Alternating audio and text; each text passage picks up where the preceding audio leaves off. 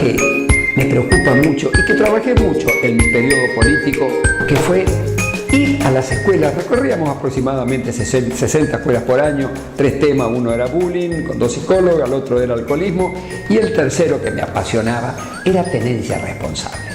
Yo les diría a ustedes que no me va a dejar mentir las escuelas. Teníamos que hacer las reuniones en el patio, toda la escuela. No volaba una mosca en ese momento. Era apasionante poder conversar con ellos en lo que iba a ser la tenencia responsable. Y ahí empezamos diciendo, ¿qué es la tenencia responsable? Lo que primero vamos a hacer es cómo vamos a tener nuestro animal puerta adentro.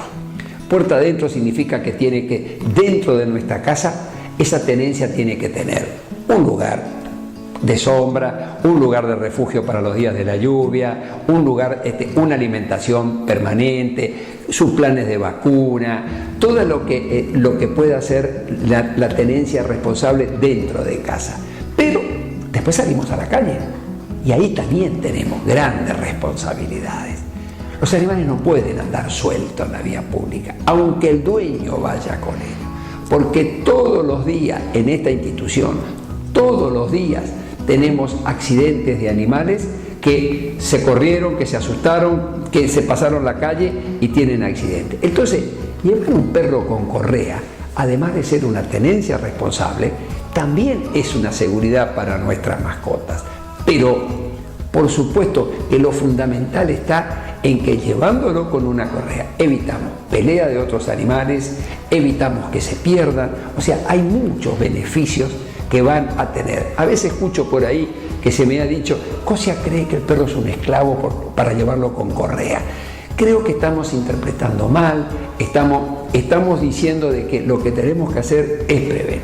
Y por supuesto, dentro de la tenencia, no podemos dejar de decir qué obligaciones tenemos en la calle fundamentalmente. Juntar las defecaciones de nuestros animales.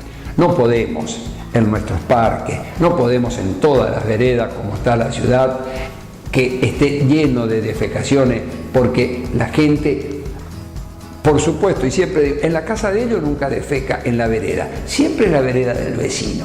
Entonces, estas cosas tenemos que tener responsabilidad con nuestras mascotas en la calle.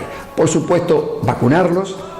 Hay vacunas que son solamente de beneficios para el animal, como ser la vacuna quíntuple, la sextuple, pero después hay vacunas de convivencia, de zoonosis, como ser la vacuna de la rabia. Entonces, tener todas estas cosas, tener mucho cuidado que nuestros animales no defequen en los areneros, son centros de altísimas infecciones para los niños que van a ir a jugar a esos lugares.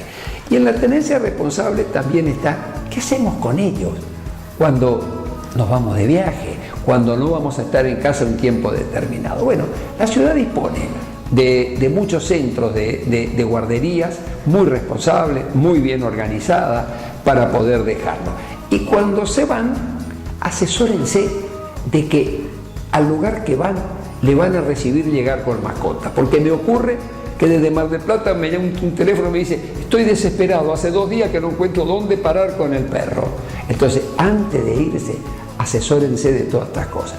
Y si van a países limítrofes, asesórense, porque lugares como Uruguay son altamente exigentes, con muchos requisitos que ustedes ni se imaginan, pero que los veterinarios, que su veterinario le va a saber informar correctamente qué precauciones tienen que tomar. Y en el viaje también hay que tomar precauciones. Los animales deben ir con un cinto de seguridad, porque es decir, los animales deben pararse cada X hora para darle agua.